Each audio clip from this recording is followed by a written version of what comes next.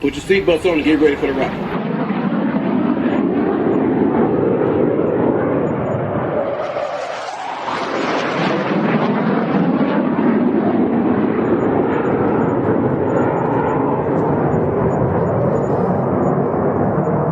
We're the freaking New York Jets, so we're built for this shit.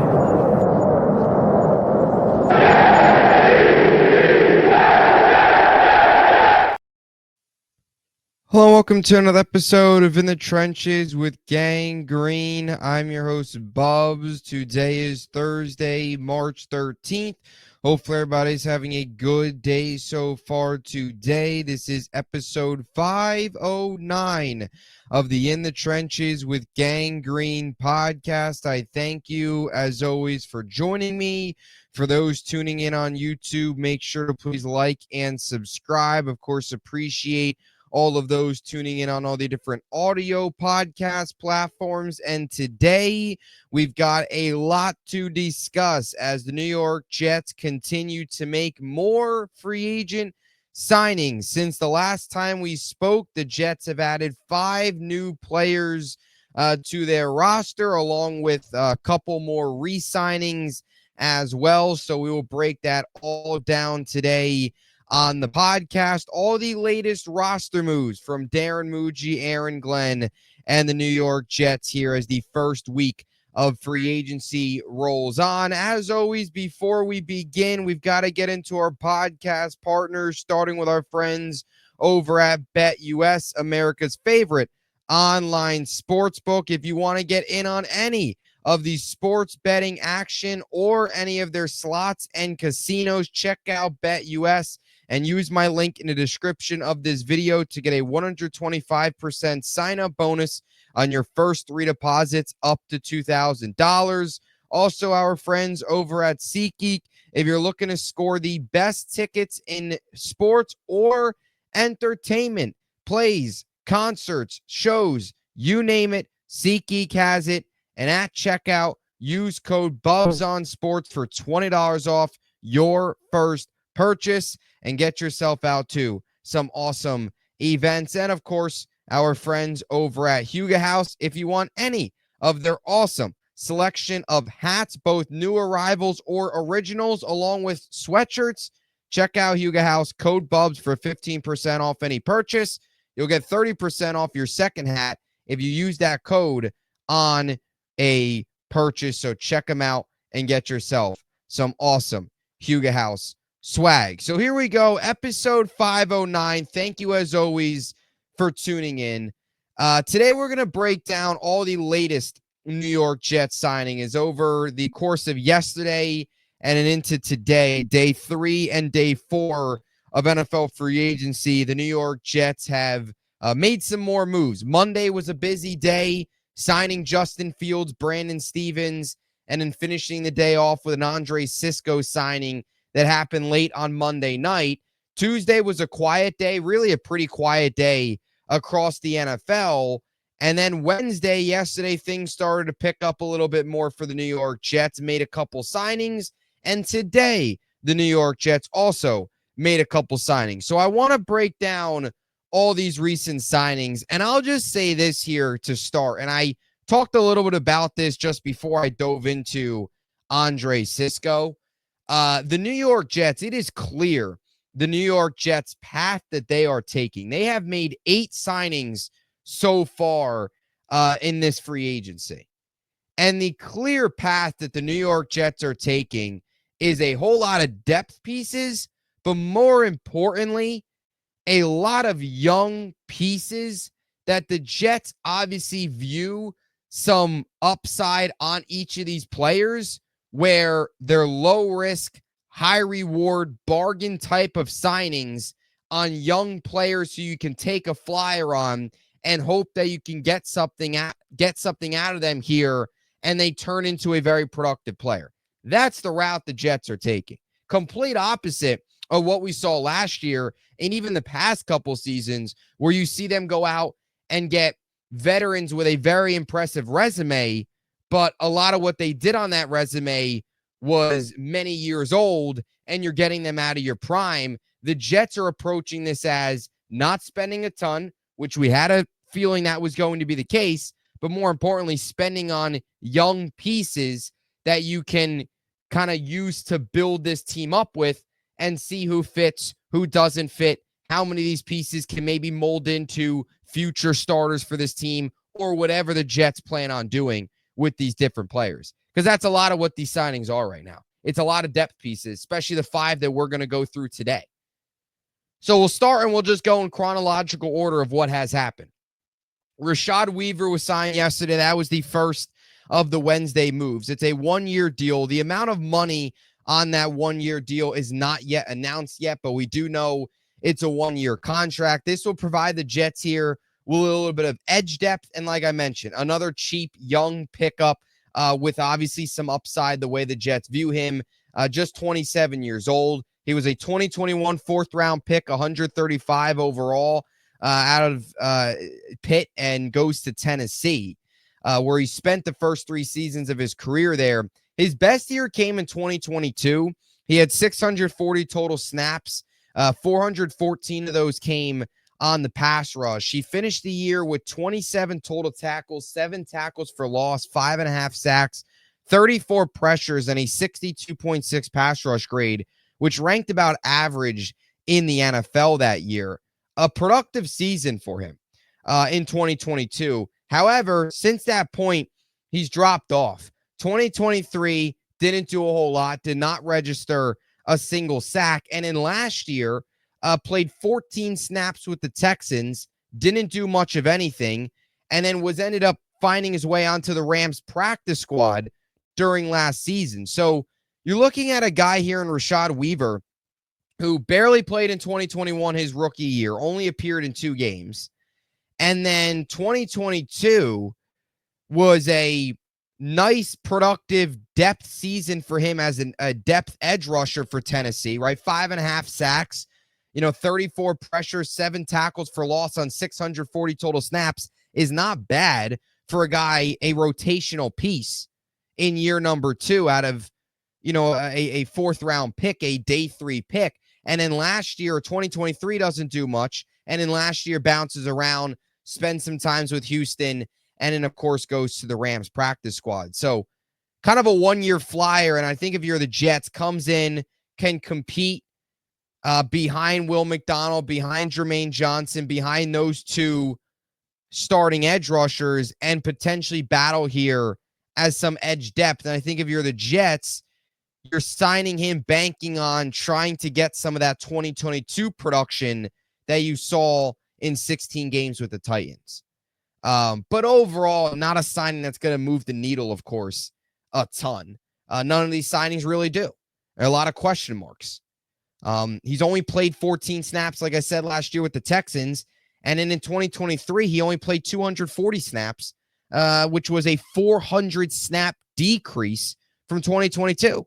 So we really haven't seen this guy produce in a whole 2 years. So there's some questions that comes with that.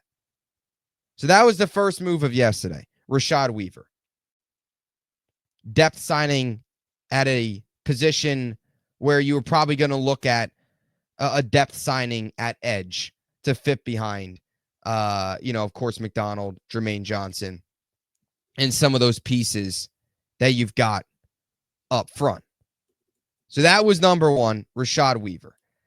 Number 2 for the New York Jets. This was an interesting one. And this is a player that, I'll be honest, is one that I think the Jets obviously view as a guy that they feel they can kind of return him to form in a way. And I'll mention really what I'm talking about here in a second. And that's Chuck Okafor. Years and money not announced yet on this deal. I'd assume it's probably a short 1-year deal, cheap contract. He signed a 1-year, $4 million deal last year with the Patriots. So probably somewhere in that range for this Jets team. But Okafor he's got a kind of interesting background.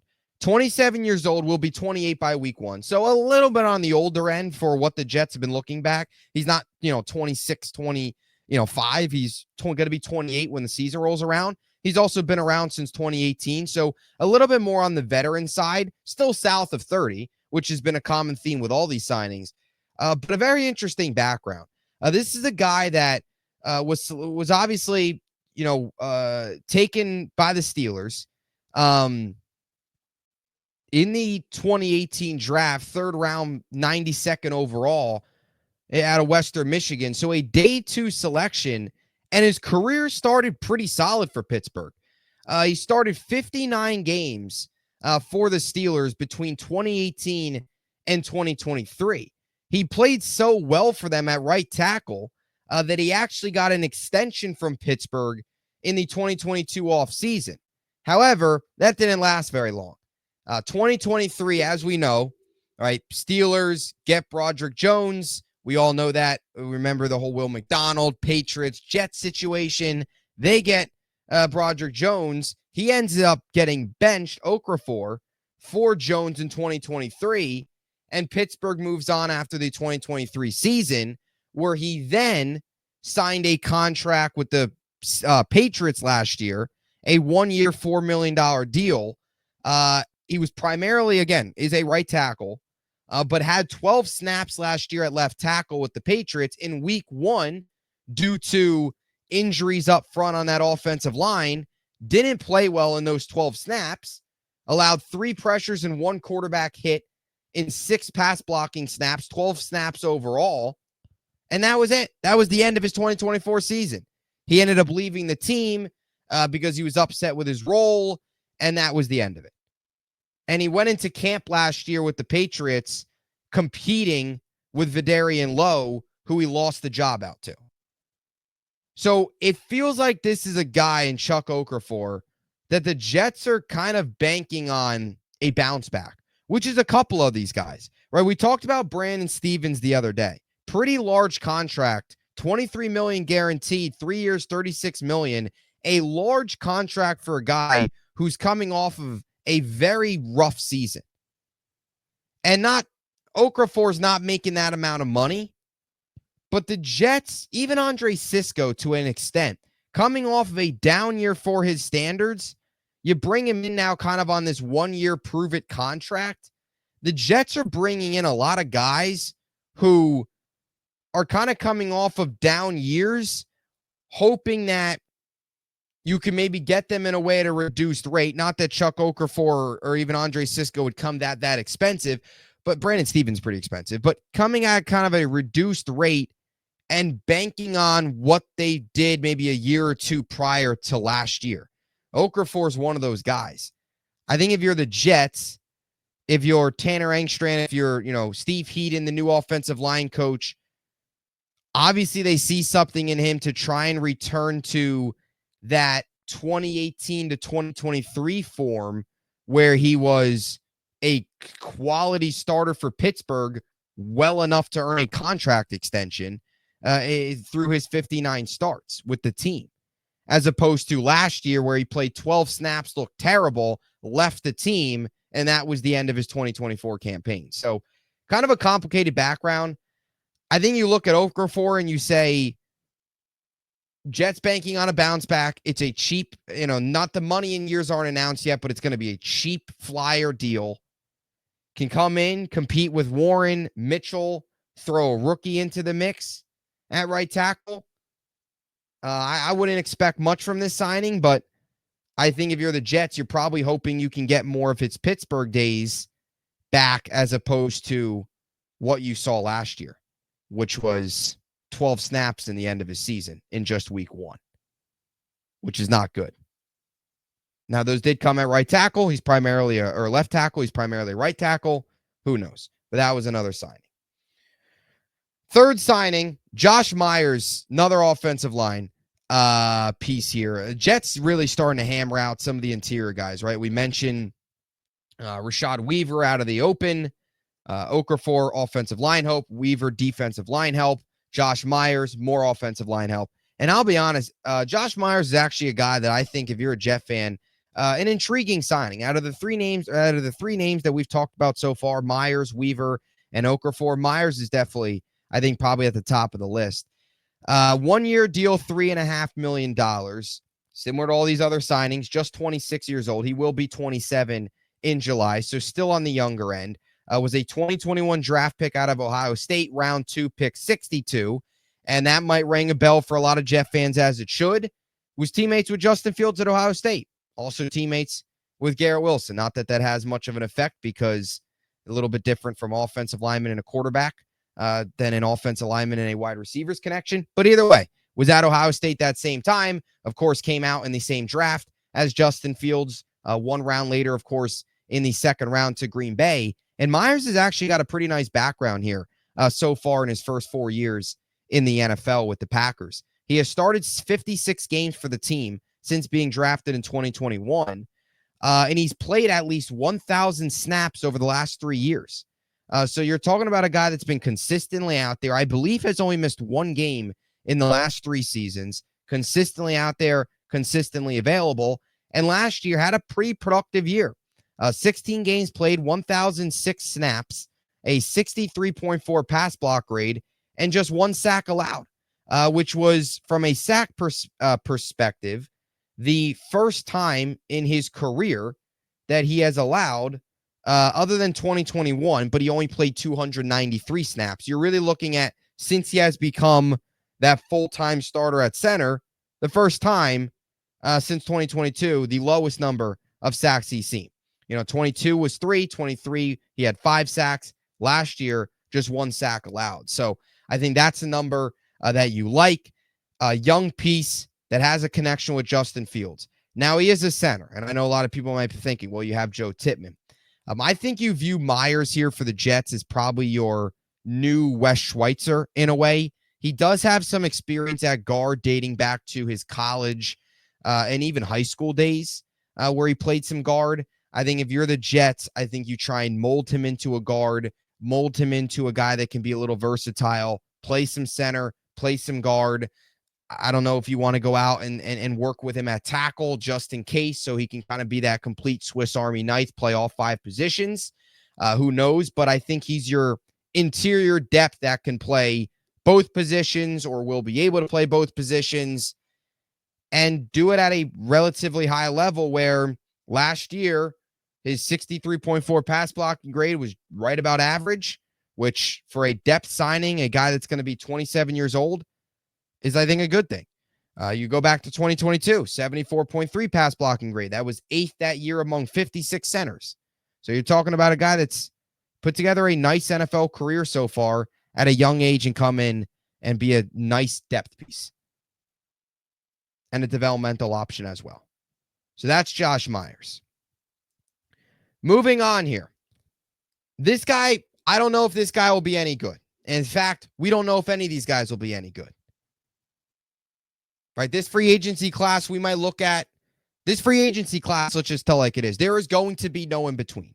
We are either going to look at this free agency class in 2 years from now, 2-3 years from now, and say, this was the moment the Darren Muji and Aaron Glenn era ended, right? Or we're going to look at it and say, this was the moment Darren Muji and Aaron Glenn transformed this franchise. Because I think you're going to look at this free agent class, honestly, and say they found a bunch of bargain pieces and developed these guys into really nice players, or they found a bunch of bargain pieces that did absolutely nothing, and they really filled none of these holes. I really do think that's kind of how you kind of look at this class. It's also the first class for both these guys, and oftentimes you got to get off to a good start. But my point is, I don't know if this guy will be any good, but I already know right away, top 5 name in the NFL, top 10 name in the NFL. Put this guy in the Name Hall of Fame. Stone Smart, welcome to the New York Jets. It's a 1-year deal. We don't know the money just yet, but a 1-year deal. And the Jets get themselves a tight end. Now, this is not Juwan Johnson. This is not re-signing Tyler Conklin. I don't think this was a move that many people saw. I don't know if Stone Smart was somebody that many people even knew about. But he's another young player, cheap upside. Just 26 years old. He'll be entering his 4th season out of Old Dominion, was signed by the Chargers as a UDFA in 2022. And I think if you're the Jets and you're a Jet fan, what you look at Stone Smart for the most is his receiving upside. Not very much of a blocker, but more of a receiving type of tight end where maybe you get something, develop him into a receiving threat that can open up your pass game a little bit more here. 6'4", 226, big body, can play the slot as a tight end, can kind of stretch the field a little bit, open things up a little bit for you from a receiving perspective if you're able to develop him properly and find some of that untapped potential with him. With the Chargers last year, had his best season. Now, there is a little bit of an asterisk that goes to that. He's kind of been buried on the depth chart. He's been just a depth piece with the Chargers. But last year, put together for his standards, a solid year in terms of where he was, again, on the depth chart is essentially, your third or so tight end. Finished the year 15 games played, 16 receptions on 19 targets, 208 yards, 13 yards per reception. And his career numbers, 3 years in the NFL, 38 games played, 31 receptions, 45 targets, 380 yards, a touchdown, 12.3 yards per reception. Again, not numbers that fly off the charts, but that was the role he was in. And I think, you look at some of his games last year from kind of late of the season onwards, he had a couple nice weeks for the Chargers. Against the Chiefs, he had 3 receptions for 54 yards. Against the Bucs, 5 receptions for 50 yards. Denver, he had 3 receptions for 37 yards.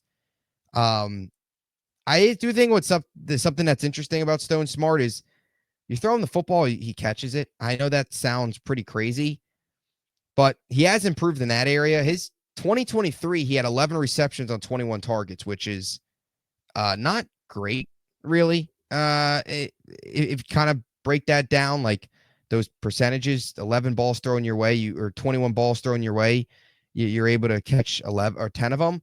Not great, but last year, catching 16, balls on 19 targets is pretty solid.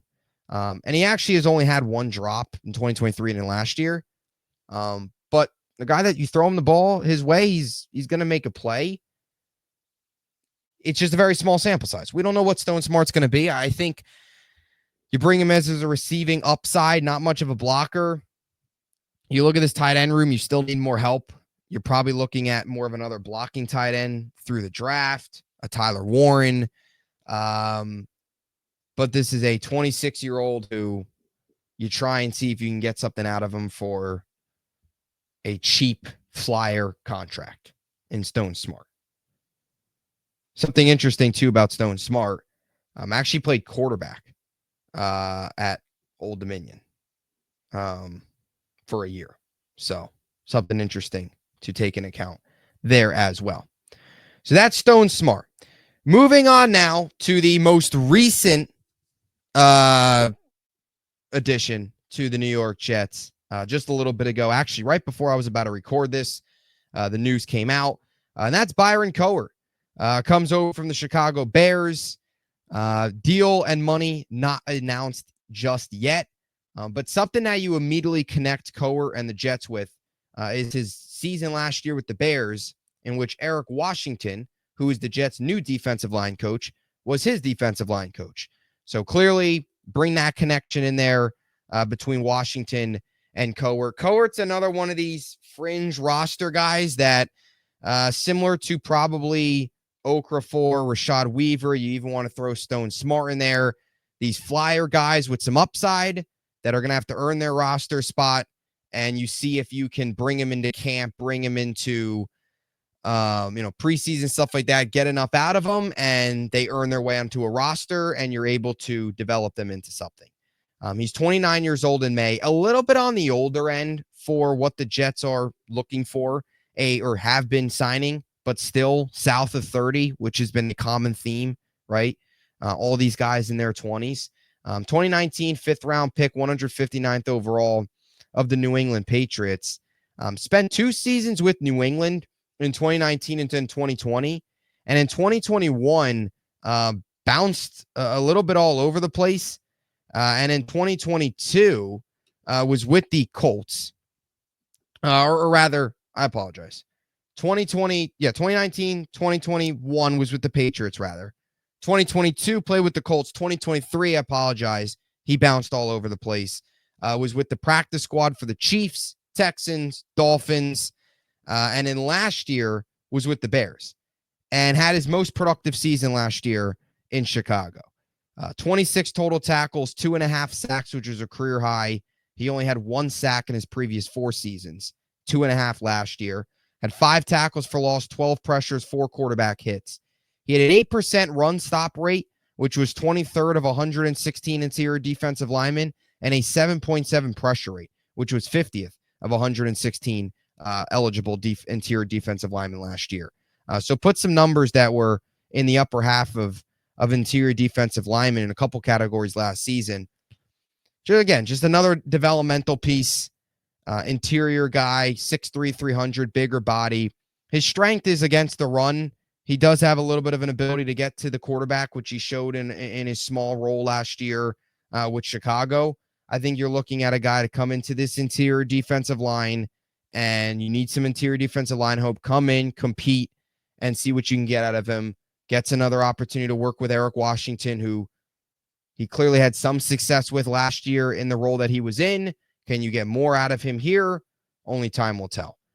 But another depth signing in the trenches. So those are your 5 most recent signings for the New York Jets. Some other news. Jamian Sherwood, Tony Adams, we've talked about those re-signings. Zay Oliver is also back with the Jets, which I do like. Just give you a couple thoughts on some of these other things. Zay Oliver can play safety, can play corner, dual threat guy. I think is a nice addition to have back. Cheap, was solid last year in the role that he played.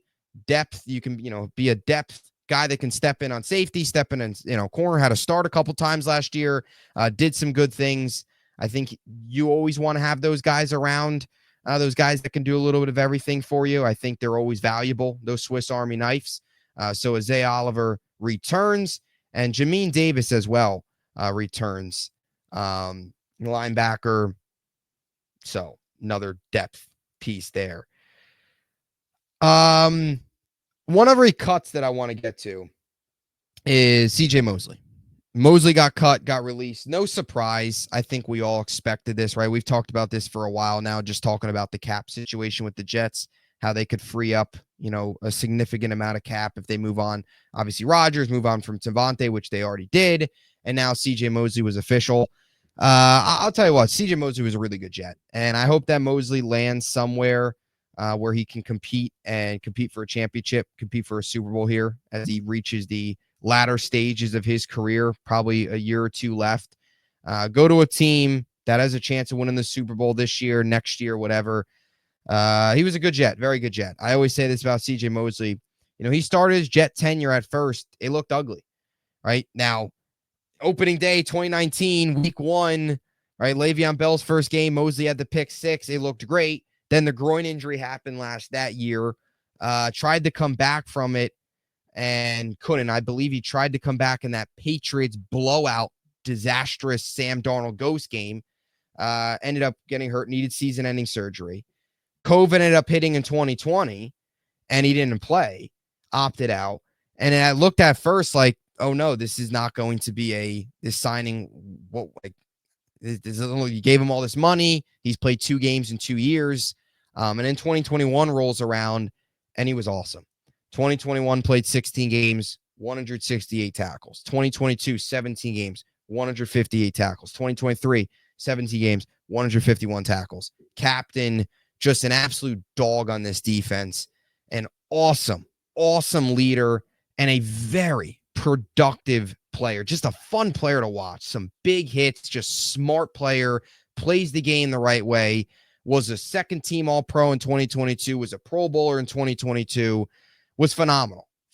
Very good Jet. 3 really good years from 2021 to 2023, and you wish him the best.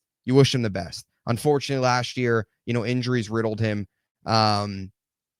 Similar to the start of his Jet tenure where injuries hurt him. The end of his Jet tenure last year, appearing in just 4 games, the injuries hurt him. But the middle of that, from 2021 to 2023, was awesome. It stings he couldn't get him a playoff appearance because he certainly deserved it the way he played here. But you wish him the best of luck. He was a very good Jet. And I do think, there is always a silver lining. I think it's it's cool to see Mosley have a nice career here, put together a nice couple of seasons, couple really good years, and now he kind of sails off into the sunset, and now it's time for guys like Jamie Sherwood, even guys like, of course, Quincy Williams, to take over as that new linebacker duo. And Mosley was a big part of that, big part of those guys' development as well. So wish Mosley nothing but the best. Very, very good Jet, and was a lot of fun to watch. So that's the Mosley news. And yeah, some former Jets. Ashton Davis goes to Miami. We talked about DJ Reed, all those guys signing. Those were all on day one. Solomon Thomas goes to Dallas, which a little surprised. I thought he would go to San Francisco and reunite with Salah. Not the case. Goes out west, but to Dallas. Eccles to Pittsburgh, so stays in the AFC. Ashton Davis, like I said, to Miami, stays in the division. And Mike Williams to the Chargers. So back to LA for Mike Williams as he looks to revive his career in a way, right? Last year was terrible. Year before that, only played 3 games before the torn ACL. Try and get back to the pre-2023-2024 Mike Williams with the team that he was doing it with. So that's some of the other updates as well. And that's it. Another episode down. Let me know what you think in the comment section down below about all these signings. What are your thoughts on all the 5 signings we discussed today? Like it, don't like it. I know Jet fans are very split. Do you like the Jets free agent approach? What are your thoughts? Are you kind of in the middle? Are you kind of like me? I'm still kind of waiting to see more. They still got a lot more work to do. Another safety. You're probably looking at another piece, and you need 2 new receivers. Still a lot more work to do. So we'll see how it all plays out. And of course, the draft plays a big role in it as well. So until next time, appreciate you all so much. JETS, Jets, Jets, Jets.